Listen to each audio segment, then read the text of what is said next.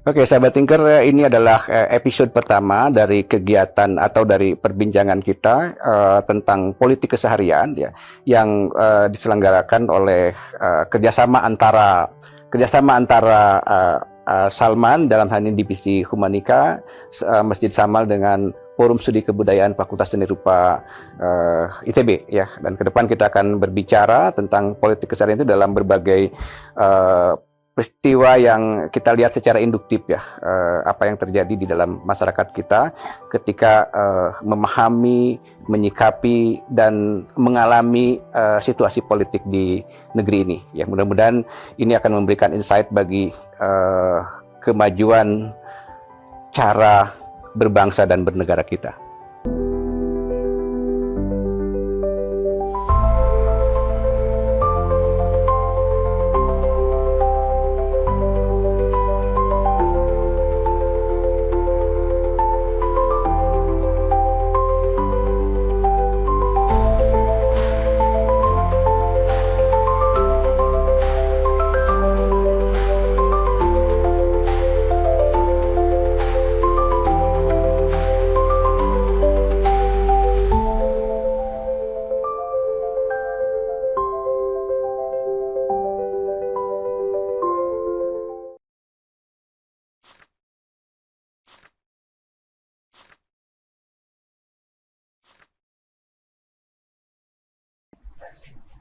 Oke, Assalamualaikum warahmatullahi wabarakatuh. Halo Sobat Tinker, kita bertemu dalam satu acara yang baru di Salman yang dalam ini bekerja sama dengan Forum Kebudayaan Fakultas Seni Rupa ITB ya. Kita kan berbicara dalam membicarakan soal politik ya. Tapi politik yang dimaksud di sini bukan melulu soal perebutan kekuasaan atau politik yang selalu identik dengan kekuasaan yang sejauh ini dipahami oleh masyarakat. Tapi kita akan coba berbicara soal politik partisipatif ya, politik yang lebih induktif. Kita melihat problem-problem keseharian yang kita pahami sebagai sesuatu yang mau tidak mau atau keniscayaan yang berkaitan dengan politik ya. Jadi dalam kalimat lain mungkin saya ingin katakan bahwa nyaris tidak ada praktik-praktik kehidupan kita dalam keseharian yang bisa dilepaskan dari politik ya. Jadi acara ini dan ke depan ya kita akan berkelindan terus di persoalan-persoalan itu yang coba mengajak sahabat Tinker semua untuk memikirkan hal-hal yang mungkin sejauh ini terlupakan ya. Dan hari ini kita tahu bahwa kita sedang berada di dalam prosesi politik besar ya, pilihan presiden ya, dan yang membawa persoalan-persoalan yang sangat kompleks ya, yang sering di luar nalar ya gitu.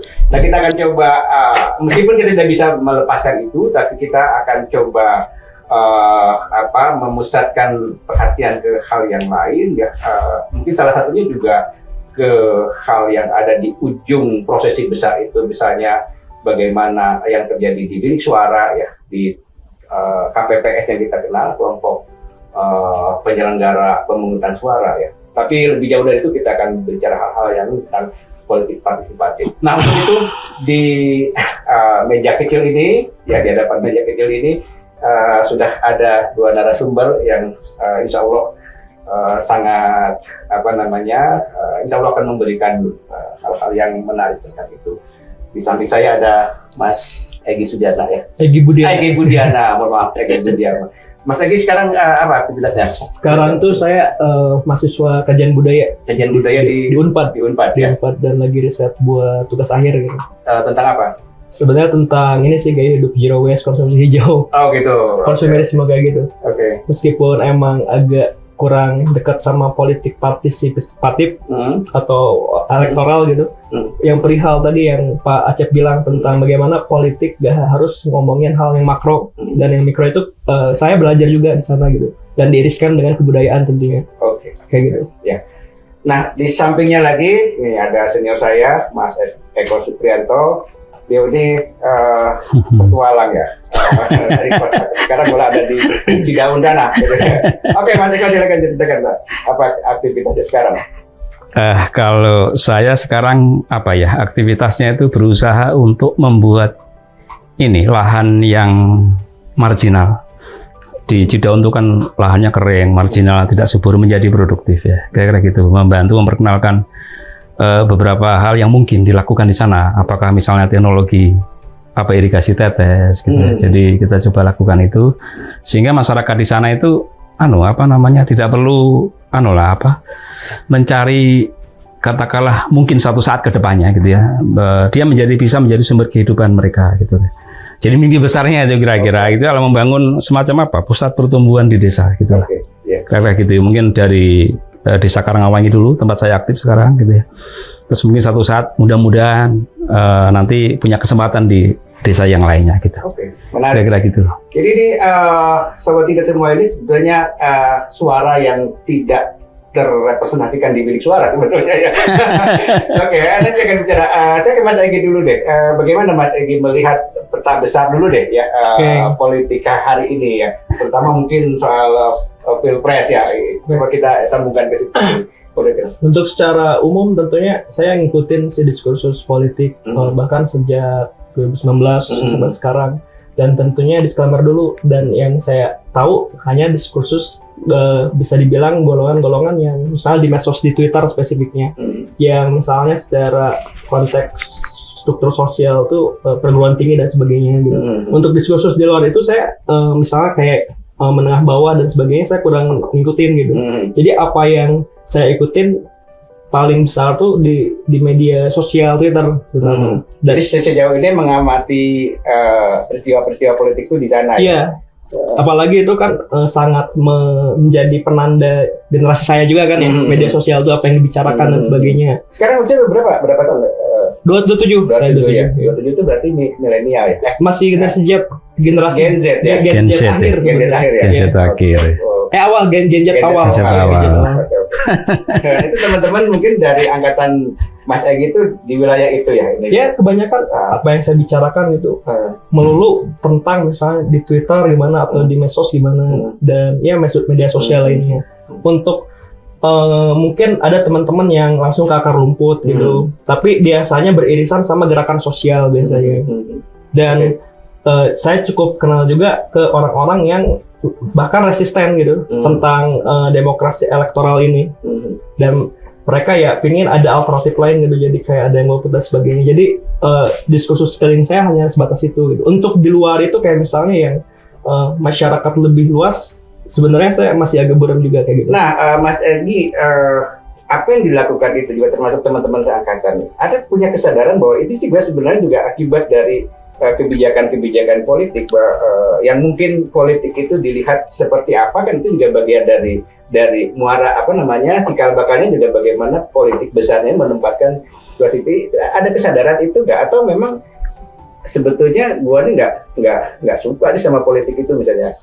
Sangat ada kesadaran besar, apalagi mungkin teman-teman saya aja ya, dan diskursus yang saya ikutin itu diakomodasi banget sama ada kayak NGO atau platform tertentu gitu yang mengkondisikan supaya generasi muda, apalagi pemilih pemula ya, pemilih pemula itu kan masih Gen Z juga, untuk paham gitu siapa yang mereka pilih gitu. Misalnya boleh sebut merek, kayak misalnya ada namanya Bijak Memilih misalnya, itu tuh kan semacam platform atau mungkin kampanye atau NGO, saya nggak tahu bentuknya, di menawarkan informasi tentang ke pemilih, terutama pemilih muda gitu, semua informasi tentang partai yang ikut di konsultasi sekarang gitu, bahkan yang korupsinya siapa dan sebagainya gitu. Dan untuk saya sendiri secara personal, jadi ada konsen sebetulnya ke situ ya? Ada pastinya ada.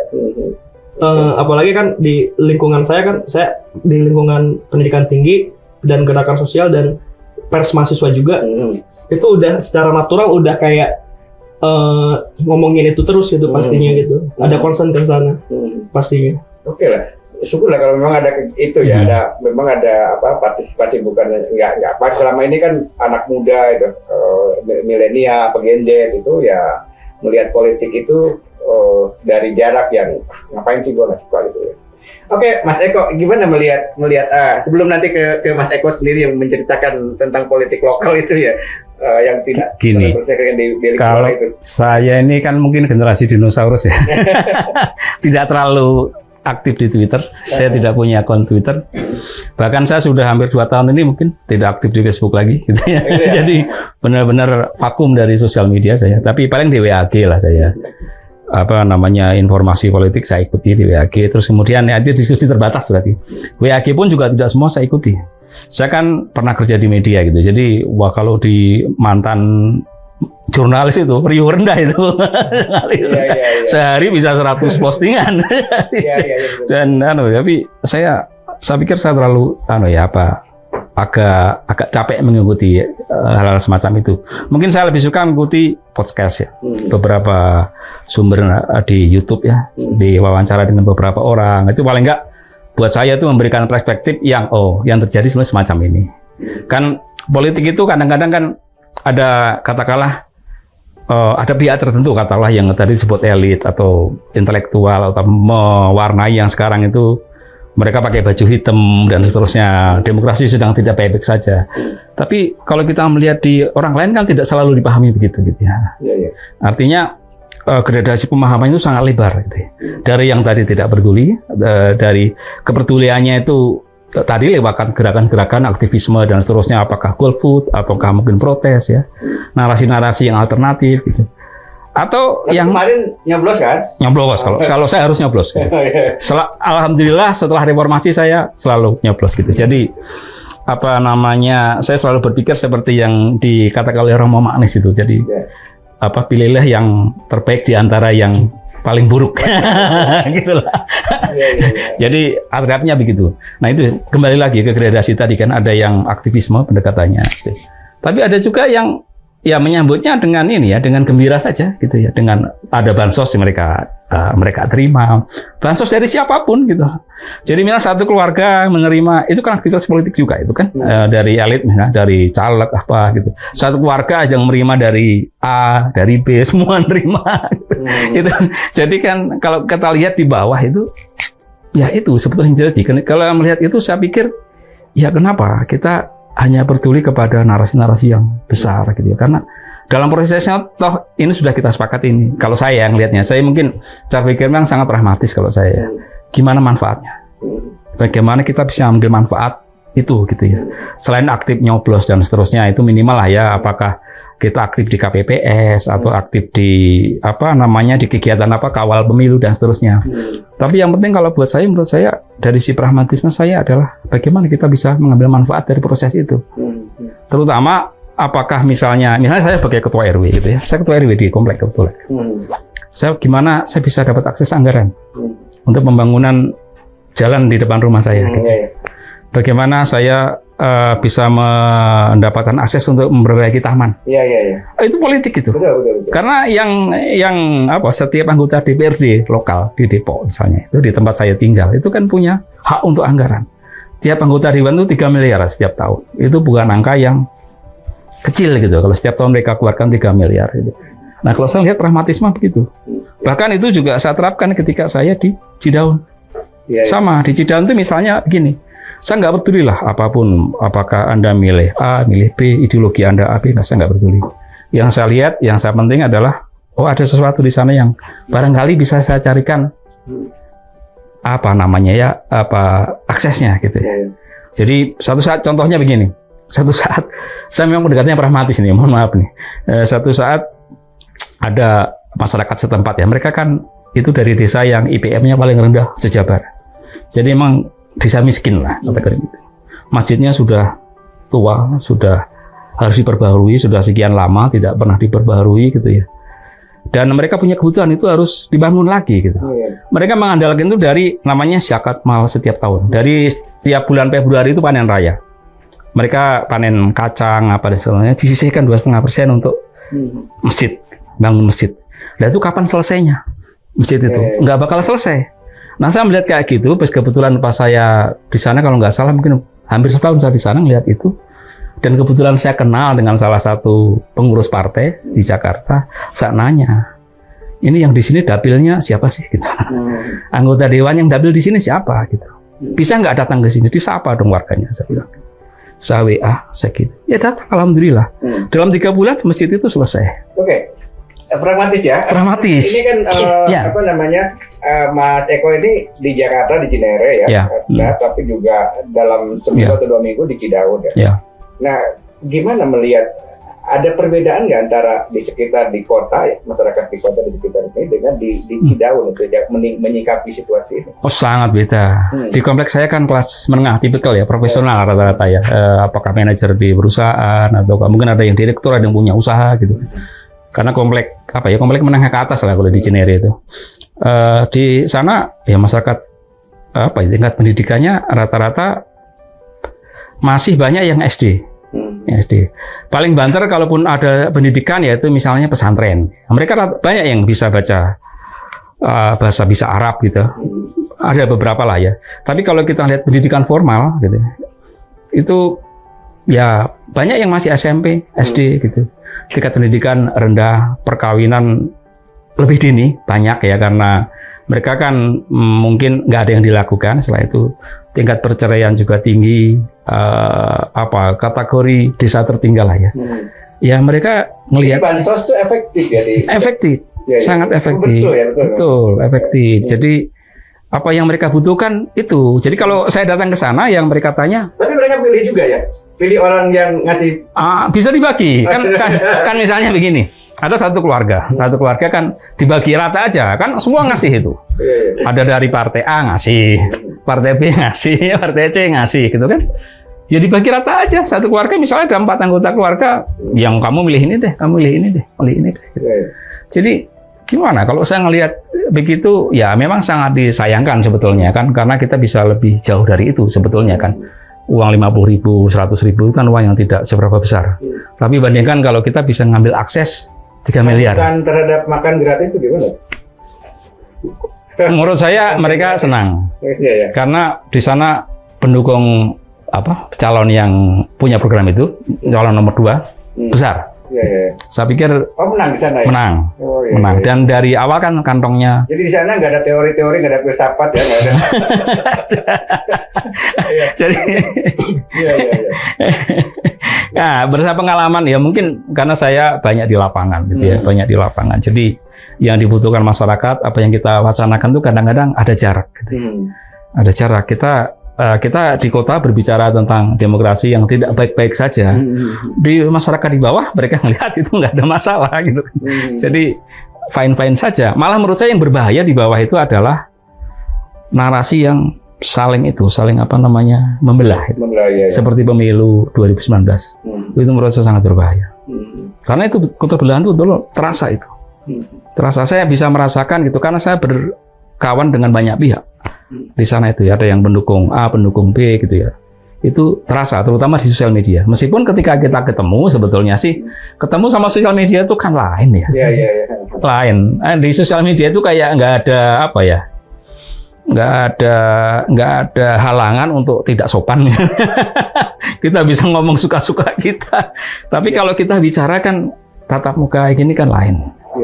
Nah, itu yang berbahaya menurut saya itu malah justru kalau yang kemarin itu yaitu narasi yang membelah itu menurut saya berbahaya. Karena kalau mereka kemudian apalagi yang orangnya sangat serius, pendukung yang sangat serius itu bisa nangis. Jadi, sebetulnya nggak ada ya kesadaran tentang pentingnya suara itu ya.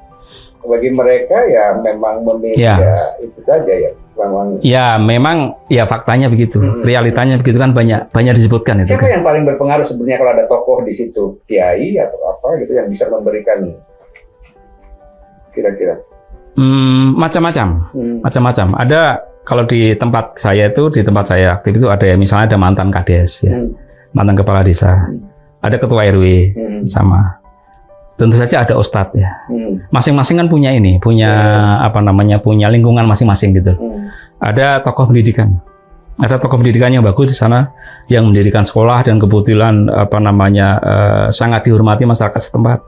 Itu juga punya pengaruh yang luar biasa gitu ke masyarakat tempat. Tapi lagi-lagi ketika memilih itu ya tergantung gitu ya.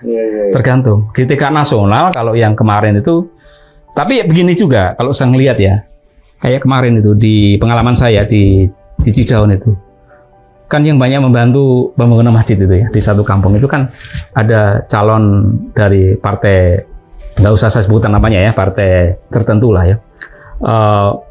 Mereka merasa tidak enak juga kalau tidak mencoblos yang bersangkutan gitu. Artinya ada sebetulnya apa namanya apa ya? Kalau bahasa Jawanya, kalau mohon maaf sebagai bahasa Jawa, ewo pakewo itu ada semacam. Terus yang bersangkutan juga karena sudah connect dengan masyarakat setempat, itu ada apa namanya membagi KWH gratis gitu ya. KWH gratis itu masif itu. Sampai ke tingkat pelosok-pelosok karena di sana listrik kan baru masuk itu sekitar mungkin 2-3 tahun lalu. Sebelumnya nggak ada listrik. Jadi mereka buat apa pembagian KWH gratis dari yang bersangkutan. Mas Egy, ngelihat situasi itu ya, Mas kan di kota intelektual ya, mahasiswa dan lain-lain. Ya, beda cara pandangnya pasti. Ya. Gimana coba Mas Egy melihat hal-hal yang terjadi ya di masyarakat melihat politik? Mas Egy gimana? Oke. Pada awalnya kayak tahun kemarin lah, yang saya fokuskan tuh tadi yang saya bilang gitu, cuman kayak apa sih visi misinya gitu, kita harus misal sama teman-teman visi misinya mesti dilihat itu yang paling komprehensif, yang paling misalnya kalau saya fokusnya di ekologi misalnya, kan kalau dari 3 capres itu tuh yang fokus ke ekologi yang paling baik itu cuma misalnya sebut merek lagi nggak apa-apa, kalau yang saya lihat nomor 1 gitu, kalau sisanya kayak terlalu pakai diksi yang misalnya cuma lingkungan, padahal kan lingkungan sama ekologi mungkin lebih berdampak, ekologi pakai diksi itu untuk sebagai yang melihat visi misi. Ya gitu, jadi apa yang kita bicarakan dan itu sebagai generasi muda dan juga perdebatan di media sosial sebatas itu doang, gagasan.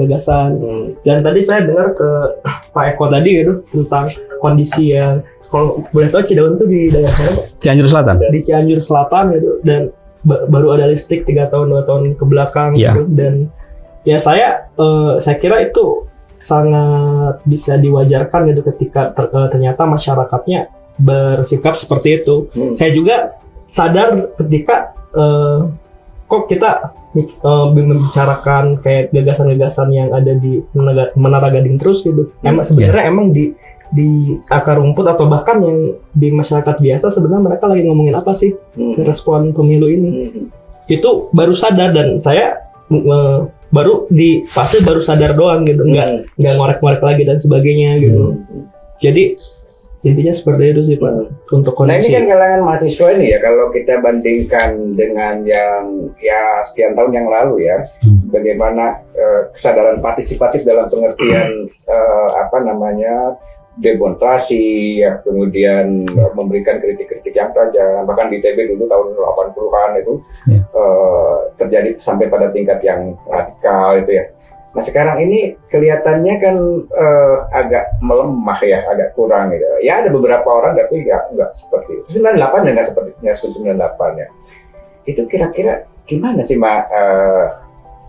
teman-teman atau Mas Egy itu melihat situasi? Apa sih sebetulnya yang terjadi gitu? Oke. Kebetulan saya kan di mahasiswa itu di S1, kalau S2 kan fokus studi aja. Kalau di S1 dekat banget sama gerakan sosial gitu. Dan emang kayak sering dengar gitu 98 kayak gimana gitu. Bahkan katanya ini yang kata senior saya di pers mahasiswa. Kalau tahun 98 ke belakang nggak demo tuh itu tuh jadi rata-rata tuh demo, yang nggak demo tuh aneh gitu. Nah kalau sekarang lebih kayak kalau saya lihat tuh mungkin nggak semasif dulu gitu, tapi kesadarannya masih ada. Meskipun gini terjadi perdebatan juga gitu di dalam yang demonya, misalnya kayak kan mesti kita sepakati bahwa kadang yang ikut demonstrasi itu mungkin ingin kayak ya dia pengen terlihat gitu lewat cita-cita dia di media sosial bahwa nih saya ikut demo, dan bahkan mungkin kalau kita lihat secara sekilas nggak esensial. Demo sebagai pencitraan ya? Iya, kayak selfie gitu ya. Perdebatannya gitu kayak kalau kita memandang gitu secara sekilas itu kelihatannya kayak nggak esensial, itu ngapain ikut-ikutan. Banyak yang protes itu, anjir itu nggak usah diajak lah yang kayak gitu. Pas waktu misalnya saya tuh ngikutin yang misalnya Omnibus Law, terus yang Cipta Kerja dan sebagainya gitu, beberapa 5 tahun terakhir lah ya, pasca dan pra Covid gitu. Tapi di satu sisi dan menurut pandangan personal saya juga sih, meskipun ya kadang cuma pencitraan doang ya, minimal mah ada gitu, ada gitu. Jadi kayak minimal masuk teras dulu gitu. Mungkin di sana bakal mereka menjadi lebih paham gitu apa yang mesti dilakukan sebatas pencitraan di media sosial yang ya kan pencitraan sifatnya temporal kan, yang esensial kan sifatnya tadi tentang bagaimana rakyat yang dipertaruhkan misalnya. Kayak gitu sih kalau yang dinamika yang demonstrasi sekarang ada, tapi ya dinamikanya tadi gitu cukup banyak juga yang kan sebetulnya bisa juga ya kalau misalnya melakukan gerakan itu lewat media sosial. Kita tahu misalnya ada di jenderal di media sosial yang menghacker yang di Palestina itu ya, itu luar biasa tuh gerakan-gerakan yang yang bahkan itu di tingkat internasional itu ya. Nah di wilayah internal sendiri ada nggak kepikir nggak sebenarnya teman-teman untuk sekarang demo tuh nggak di jalan gitu loh, demo tuh di dalam teknologi itu gitu, ya, melakukan protes dan lain-lain, tapi bukan permukaan ya, dia di deepnya itu gitu loh ya. Okay. Saya sampai terpikir ke situ nggak kira-kira teman-teman? Kan kalau yang contoh yang tadi itu yang itu ya tentang Palestina Israel itu kan itu kan emang masif sih saya pikir. Nah untuk di sekitar saya sendiri lebih kayak ke mengikutin yang udah ada aja gitu. Jadi kayak lebih kayak yang saya tahu ya masuk ke kolam tertentu yang lagi ngomongin misalnya diskursus politik luar negeri atau ya pemilu sekarang gitu, ikut aja gitu, nggak sampai mikir mungkin ini ada hal yang bisa diubah secara lebih fundamental lewat itu yang kenalan saya. Tapi kalau misalnya saya lihat mandang orang di luar lingkungan saya itu udah melakukannya, kayak misalnya kan tadi saya bilang kayak bijak memilih gitu. Itu kan diinisiasinya sama kaum muda generasi, kalau misalnya ngomong generasi X sih gitu. Bagaimana satu platform yang itu sangat mencerahkan para pengguna media sosial menurut saya kayak gitu. Dan mereka ingin merambah ke hal yang lebih fundamental sebatas cuma kayak masuk ke teras doang kayak gitu. Itu udah terjadi. Mas Eko, ini pragmatisme dalam bentuk lain ya, ada level pragmatisme di situ ya. Kemudian di sini gimana pandangan Mas? Kalau saya mungkin memang bias orang lapangan mungkin ya, karena ada kebutuhan-kebutuhan. Saya ketua RW juga gitu ya. Ketua RW itu kan harus menjadi penghubung. Saya melihat misalnya gini, lingkungan jalan saya kan karena diserahkan ke Pemda dari pengembang itu kan menjadi tanggung jawab Pemda. Jadi ya saya melihat kalau saya yang penting buat saya kan gimana saya mendapatkan akses kepada anggaran gitu. Kalau saya berpikir selalu begitu kan, ke tetangga kalau selalu saya ajak begitu. Dan itu untuk warga sekitar gitu ya. Dan memang kalau pandangannya hanya begitu, memang itu bias pragmatisme ya menurut saya. Memang mungkin harus dua inilah, harus ada keseimbangan lah. Ada yang semangatnya aktivisme untuk memperbaiki secara substansi lah ya. Apakah gimana membuat demokrasi kita lebih baik ya. Apakah prosesnya, apakah lewat perundang-undangannya, ataukah dari sisi etiknya gitu ya. Di sisi lain juga mungkin ada gerakan-gerakan yang menyadarkan bahwa apapun demokrasi ini kan sudah kita sepakati. Artinya itu sudah sejak reformasi 98 kan kita sepakat kita memilih sistem ini ya dengan segala kekurangan dan kelebihannya gitu ya. Dan gimana kita bisa mengambil manfaat untuk itu? Ada manfaat itu gimana kan? Kalau politisi mungkin manfaatnya sebagian ya, mungkin untuk pribadi ya. Tapi kan ada juga saya yakin lah politisi yang untuk masyarakat gitu ya. Nah itu gimana bisa mengambil itu sebagai take and give gitu ya. Politisi yang dibutuhkan apa sih sebetulnya? Suara. Ya kan mereka butuh suara gitu. Dan kita butuh apa? Kita butuh akses kepada kebijakan gitu. Itu menurut saya kita itu bisa suaranya sama ya. Kalau di tingkat nasional mungkin kita narasinya bisa macam-macam itu. Bisa Z dan seterusnya, bisa sangat keras gitu. Tapi di tingkat lokal menurut saya narasi kita saya yakin akan sama. Kepentingan kita sama gitu. Kepentingan kita kan gimana jalan itu terang gitu ya. Gimana taman di tempat kita itu bagus gitu ya. Itu memberi ruang bermain buat anak-anak gitu. Gimana jalan itu bagus gitu. Semua kan berpendapat sama. Nah, gimana kita bisa mengkapitalisasi itu gitu ya. dalam bentuk kalau saya memang ngomongnya langsung ke warga itu, take and give gitu. Kamu kasih dong suara kamu ke orang itu supaya dia ngasih anggaran ke kita. Saya ngomong terus terang gitu. Enggak, bukan dari ini ya, Mas Eko, bahwa sejatinya mereka punya kesadaran bahwa itu tuh didapatkan tidak secara langsung dari calon misalnya, atau dari, tapi sebetulnya dari kebijakan nanti hasilnya itu gitu. Agak susah, agak bertele-tele kalau menurut saya. Karena prosesnya berjenjang. Saya udah nyoba macam-macam, selewat dinas segala macam. Saya pernah menginisiasi petisi gitu ya. Di Cinere, Kelurahan Cinere ada paguyuban RW se-Cinere gitu. So kita rapat, kita kumpulkan, saya ajak bikin petisi. Karena pembangunan di Cinere itu buruk sekali. Depok itu padahal secara PAD ya, pajak BBB kita itu termasuk yang besar gitu untuk Depok. Tapi pembangunannya kenapa yang merembesnya ke kita itu terlalu sedikit gitu. Merembesnya cuma ke daerah-daerah utama kayak daerah Margonda dan seterusnya. Kita pernah bikin petisi. Terus akhirnya membuat kita inilah ya bisa menghadap kepala dinas, ke Bapeda, ke mana-mana segala macam. Tapi bulat dan apa namanya ya? Tidak jelas gitu lah. Artinya memang mungkin butuh waktu yang lebih panjang lah. Mereka bilang belum ada master plan-nya untuk Cinere, butuh biaya besar dan seterusnya gitu. Tapi kalau kita langsung ke politisi, langsung dapatnya, langsung. Tapi kan itu sesaat loh, Mas. Oh enggak dong. Sepanjang dia masih terpilih. Jadi kan gini. Gambarannya mungkin supaya kita memahami karakter politik lokal itu. Kalau politik nasional saya kurang paham ya, karena saya banyak politik lokal. Politik lokal itu kalau di level paling bawah itu ada ketua RW, satu ada LPM, lembaga pembinaan masyarakat ya, lembaga pemberdayaan masyarakat LPM. Di atasnya itu ada LPM. Ada BKD, ada macam-macam lah ya. Nah, terus setelah itu di dewan kan ada politisi. Politisi masing-masing partai mewakili dapil yang bersangkutan.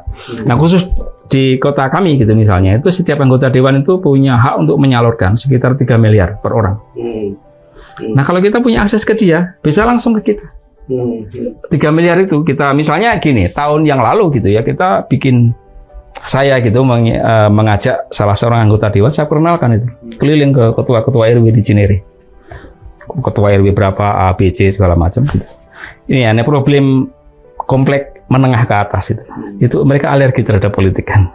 Jadi susah itu untuk menggerakkan. Ayo dong kita bersuara kita coblos beliau gitu misalnya gitu saja kan memang langsung vulgar biar terasa gitu kan. Supaya nanti kita punya akses ke anggaran. Tapi akhirnya ya, dapat juga gitu. Dari misalnya contohnya kemarin ya dari 3 miliar dana aspirasi dia itu 1 miliar disalurkan ke beberapa RW di lingkungan kita.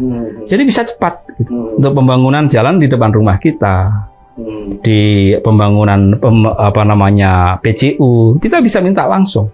Coba kalau ke dinas kita bikin proposal kita belum tentu juga tahun depan disetujui. Agak rumit. Realitanya begitu gitu. Memang idealnya kalau kita ngomong politik itu kan ada pemilu lalu memilih pemerintahan itu harus bekerja untuk semuanya, pembayar pajak kan gitu, idealnya kan begitu kan. Tapi faktanya kan untuk mengasi itu susahnya minta ampun itu. Tidak selalu mudah. Dinas itu juga punya rencana sendiri, kita main sendiri aja gitu. Saya ajak kawan-kawan untuk, kalau saya sering bicara ke kawan-kawan itu, kawan-kawan pengurus RW itu, ya mari kita bicara politik lokal gitu. Jangan hanya politik nasional. Oke lah. Kalau politik terserah lah. Bapak Ibu mau milih siapa terserah. Saya nggak peduli itu. Kalau saya bilang gitu, terus terang aja. Monggo lah, silakan. Mari kita politik lokal. Nah, di Cidaun juga saya sama. Saya mendorong. Kalau begitu partai-partai yang menang atau calon yang menang itu memang yang ini. Itu ya. Secara emosional akhirnya punya hubungan sama kita. Nah, lebih jauh kalau di Cidaun, saya mendorong tokoh lokal. Untuk maju ke dewan gitu. Saya misalnya saya ngelihat gitu ya di Cidaun ada pengusaha yang menurut saya cukup mapan lah ya. Orangnya saya lihat baik gitu, ibu-ibu gitu ya. Kemarin saya dorong untuk maju, saya kenalkan ke ketua partai di Jakarta gitu ya. Akhirnya maju, sayangnya kalah gitu ya. Tapi ada semangat itu gitu. Saya bilang ke beliau, Bu, saya bilang, Ibu kan orang baik gitu. Orang baik kadang-kadang itu menolong orang. Saya bilang, Ibu menolong misalnya tetangga yang sakit, Ibu ngasih 500.000, 1 juta berikutnya. Tadi kalau Ibu anggota dewan, Ibu itu bisa mengelola anggaran 3 miliar untuk membantu orang. Oke, Mas Egi, saya ingin tanya, setuju nggak dengan apa yang terjadi seperti yang diceritakan oleh Mas Eko ini? Ini bias lapangan ini. Tentunya kan tadi saya bilang saya sangat minim pengetahuan di lapangan kayak gimana. Sebagai idealis anak muda. Apalagi kan tadi kan berbicara kan itu pragmatis banget. Iya, kayak kontrak ke salah satu calon gitu. Iya, betul. Jadi kayak gimana caranya itu diikat dah. Langsung terus diikat gitu. Iya. Mungkin sebelum saya jawab itu ada satu pertanyaan ke Pak Eko. Iya betul, gimana? Kan tadi kan ngedorong ibu yang baik dan sebagainya, tapi nggak takut gitu kayak misalnya mengkondisikan orang yang sebenarnya nggak peduli sebenarnya ke orang. Itu resiko. Itu risiko kan sebelumnya kan saya sudah ngelihat gitu ya, kenal sama beliau lah ya. Saya ngelihat beliau itu kan pernah mengembangkan wisata desa di sana, membantu gitu loh, pakai uang pribadi gitu. Saya ngelihat itu kan, wah berarti ini orang baik kalau saya ngelihat gitu. Artinya peduli kepada lingkungannya gitu, peduli kepada desa situ. Yang memang di problem di desa setempat itu adalah tidak ada anggota dewan lokal yang bisa mengikat mereka gitu, yang memberi akses ke anggaran gitu. Makanya ketika saya ngeliat ibu itu, gimana, saya dorong. Betul itu. Kenapa nggak mendorong orang desa Cidaun itu? Ayo. Nggak bisa. Biaya politik itu tidak murah. Okay. Jadi ibu itu kenapa? Ibu itu pengusaha, punya jaringan restoran. Jadi dia pribadi udah selesai gitu. Jadi salah satu pertimbangan yang lain, secara pribadi beliau udah selesai. Jadi yang dibutuhkan kalau kita ada hukum manusia hierarki Maslow atau apa namanya, bisa lupa saya. Itu kan ada orang yang kebutuhannya primer ya, butuh makan, butuh apa. Tapi ada orang yang butuhnya kan eksistensi lama-lama. Dia pengen dikenal sebagai orang baik gitu ya. Nah, saya punya pengalaman itu anggota dewan yang saya endorse di Depok ini sama. Dia pengusaha showroom mobil gitu ya. Artinya sudah selesai lah secara ini. Kan mobilnya yang dia pakai sehari-hari juga Rubicon gitu kan. Artinya kan ya mestinya dia nggak ada masalah lah. Keuangan gitu ya. Finansial nggak ada masalah. Nah, yang dia butuhkan apa? Kan dia pengen dianggap sebagai orang baik. Nah, itu dan itu saya lihat begitu. Dia banyak membantu misalnya orang sakit gitu. Orang sakit itu kadang-kadang susah loh mencari rumah sakit gitu. Kalau misalnya punya BPJS saja susah mencari kamar, apalagi tidak punya gitu. Gini Mas Egi, Mas Eko. Ya. Kontrol terhadap orang itu toko itu misalnya ya. Kan ketika datang misalnya ke dapilnya, yang dibicarakan selalu hal-hal yang praktis ekonomi ya, betul. Pembangunan lokal itu. Pernah ada diskusi misalnya soal-soal yang bukan itu gitu, tapi soal ya etika politik misalnya, atau bagaimana seharusnya dia mungkin ada kan tergantung bias partainya juga kan. Sekarang kan yang biasa bicara etik kan yang pakai baju hitam nih sekarang nih. Tapi kalau yang pakai baju yang lain kan tidak bicara soal itu. Apa masalahnya gitu. Kalau mereka kan bilang gitu kan. Masalahnya kan ini demokratis kok. Semua partai punya calon gitu kan. Jadi ya ada, tetapi tidak banyak disinggung. Disinggung. Tingkat lokal ya, di tingkat lokal. Kalau di level nasional saya kurang paham ya, karena saya belum pernah bersinggungan secara langsung. Saya kebanyakan secara lokal. Mas Egi gimana tadi? Oke. Dan ya ini untuk saya sendiri ya, secara personal dan lingkungan saya juga gitu. Sebenarnya perihal pendekatan pragmatis tuh nggak kayak dihindarin gitu. Kan kebanyakan kita bicara hal yang paling ideal gitu untuk iklim demokrasi, tentang apa yang kita anggap benar atau enggak, yang misalnya sifatnya ideologis misalnya gitu. Dan misalnya ketika misalnya gini, misalnya yang tingkatnya kebanyakan ngomongin nasional, meskipun yang di Bandung juga kan, misalnya dulu pas zaman kan saya tahu ada di beberapa tempat di Bandung tuh penggusuran misalnya. Nah teman-teman di kolektifan tuh kayak mengupayakan gitu, dan mereka nggak bernaung atau mencoba ke pemangku kebijakan gitu, tapi mereka langsung ke pengadilan sebagai kolektif warga supaya itu nggak digusur misalnya. Terus untuk tingkat nasional tadi gitu kan, apa yang Pak Eko bilang, yang kata Romo Magnis, yang milih yang lesser evil gitu. Ya, lesser evil ya, betul.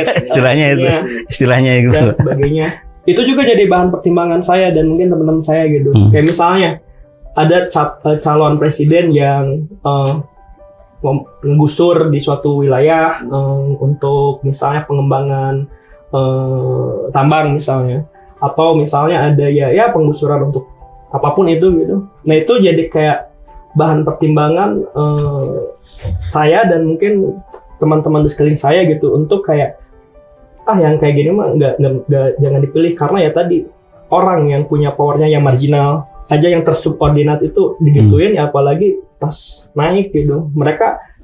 Saya mikirnya orang-orang yang kayak gitu ya mungkin nggak akan peduli pada akhirnya gitu. Yang mereka pedulikan hanya golongan mereka sendiri, kayak gitu. Jadi itu kalau saya sendiri ya sangat mempertimbangkan banget gitu, kayak latar belakang partainya gimana, telah melakukan apa aja dan sebagainya gitu. Dan ya sejujurnya saya pingin coba jalan yang paling ideal gitu. Kan kalau dulu saya, kalau teman-teman di lingkungan yang teman-teman mahasiswa dan lain, seperti apa? Sama dengan Mas Edi gitu. Kebetulan secara mendasar sama, tapi bentuknya kadang beda-beda gitu. Ada yang emang sangat menolak secara ideologis, menolak keberadaan partai bahkan negara misalnya. Itu sangat ideologis ya. Ya tapi mereka hanya terbatas, hanya yang ngebantu yang lagi digusur dan sebagainya, atau reproduksi pengetahuan tentang ideologi tertentu gitu. Nggak bisa lebih dari itu gitu. Dan ya itu yang mereka yakini gitu. Makanya kayak nggak pernah mencoba meraih lah misalnya salah satu partai dan sebagainya gitu. Karena secara ideologis juga udah beda misalnya.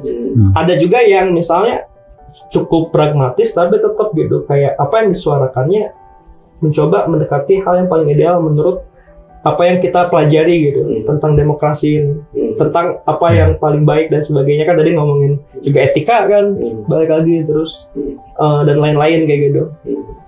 Secara mendasar sama, tapi bentuknya mungkin beda-beda gitu. Apalagi yang secara ideologisnya beda itu udah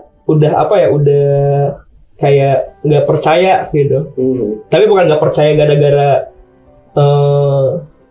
lebih ke pesimistik sih. Kayak gini, siapapun yang mimpin, saya tetap bakal lapar, orang-orang miskin bakal tetap lapar, kayak gitu. Itu udah ada sampai ke fase itu. Udah ideologis itu, udah kita itu. Oke, saya kira Sobat Tingkat semua, kita sudah melihat peta umumnya. Jadi kalau saya katakan bahwa sebetulnya di tingkatan di lokal ya, baik di RW-RW di Cinere ataupun di Cidarum, jadi sebetulnya mungkin bukan tempat pemungutan suara ya, tapi tempat bagaimana suara itu diserahkan ya. Suara yang sudah dibeli sebetulnya gitu kan. Diserahkan tempat penyerahan suara. Oke, terima kasih. Tapi memang situasi itu tidak bisa kita hindari ya. Di dalam situasi politik kita yang masih saat ini masih centang berenang ya. Masih ada pemikiran tadi, pemahaman bahwa nggak berpengaruh buat saya itu kan, mau siapapun yang dipilih ya seperti itu. Kondisinya adalah menurut saya memang seperti itu, menegaskan apa yang sejauh ini kita paham secara umum. Baik, ada yang ingin sampaikan terakhir? Mungkin gini, kalau saya kan mungkin pengalaman panjang juga ya, pengalaman panjang. Saya pernah melewati beberapa fase, pernah ngikutin demo-demo juga gitu ya. Misalnya dulu ada lapangan golf Cimacan di Puncak gitu kan, saya pernah ikutin tuh sampai kenal para aktivis yang membela mereka gitu ya. Dan itu memang tidak mudah gitu ya, butuh determinasi dan sering kali kalah itu dan saya melihat gitu ya, teman-teman yang pendamping mereka usia saya itu kan juga sudah berubah gitu, sudah mendampingi pengusaha, jadi penenteng koper, ketua kadin misalnya, segala macam. Nah, ini apa gitu? Kita melihat dunia apa gini. Terus kemudian partai politik pun sama gitu. Partai apapun saya melihat selalu ada koruptornya, ya. Selalu ada yang ada yang macam-macam lah ya. Ada yang main perempuan misalnya kan. Dia labelnya partai Islam, ternyata dia menyewa PSK gitu kan. Dulu pernah terbuka kan di sidang-sidang pengadilan gitu. Jadi artinya itu akhirnya membuat saya semakin memilih jalan yang pragmatis. Dan sama juga mungkin dalam memahami yang lain gitu. Ini biar backgroundnya mungkin ini juga kenapa pendekatan saya begitu gitu, karena ini yang saya ingat betul itu adalah dalam surat Al-Maun itu kan ya, kan celakalah orang yang sholat, celakalah orang yang mendustakan agama. Artinya kan kita sholat, kita beragama gitu kan juga menjadi kurang manfaatnya ketika dia tidak ada kebaikannya buat masyarakat, buat orang miskin, buat anak yatim dan seterusnya gitu. Kalau saya tafsirkan lebih luas kan itu bisa buat desa tertinggal ya, buat masyarakat yang lain, buat gimana saya bisa berperan di situ. Saya memilih jalan itu gitu. Kalau sebutnya mungkin fikih sosial saya itulah gitu. Jadi dengan cara begitu saya tidak pernah kecewa apakah politik itu misalnya ada yang korup, saya enggak, ya sudah, itu realitanya begitu. Siapapun calonnya ada peluang untuk korup, ada peluang untuk siapapun. Biarlah itu nanti sejarah yang akan mengoreksi. Satu saat pasti ada pendulumnya gitu. Kan kalau lihat si Al itu selalu diskusi, sejarah itu tidak linear gitu. Sejarah itu kan berputar. Di atas kemudian di bawah. Nah itu biarlah itu menjadi satu koreksi yang ke depan secara jangka panjang mungkin mudah-mudahan bisa diperbaiki apakah lihat peraturan dan seterusnya gitu ya.